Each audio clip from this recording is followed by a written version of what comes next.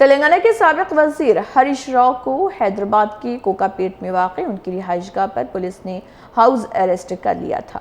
Police ने उन्हें वरंगल ज़िले में पॉलिटेक्निक तलबा से इजहारी यकजहती के लिए जाने से रोक दिया था, ताहम दोबारा उन्हें जाने दिया गया। इसी दौरान हरीश राव ने उन्हें हाउस अरेस्ट करने पहुंचे पुलिस एहलकारों से गुफ्तगू भी की। बातचीत के दौरान उन्होंने सरेंडर लीव्स और DA की अदायगी से मुताल्लिक़ सवालात भी किए। इस कार्रवाई के बाद सियासी हल्कों में एक बार फिर बहस तेज हो गई।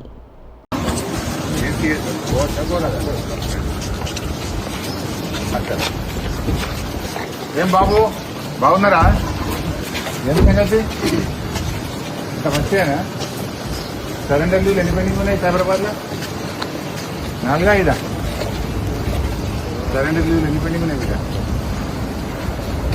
PL ఎన్ని పెండింగ్ ఉన్నాయి సరెండర్ స్కోర్ ఉన్నాయి పిల్లల ఫీజు కట్టుకుంటారు కదా సరెండర్ లీవ్ వస్తే క్వార్టర్లీ 3 నెలలకు వస్తుంది పిల్లల ఫీజు కట్టుకుంటారు కదా బిడ్డ మరి ఎట్లా ఫీజు ఎట్లా కట్టుకుంటారు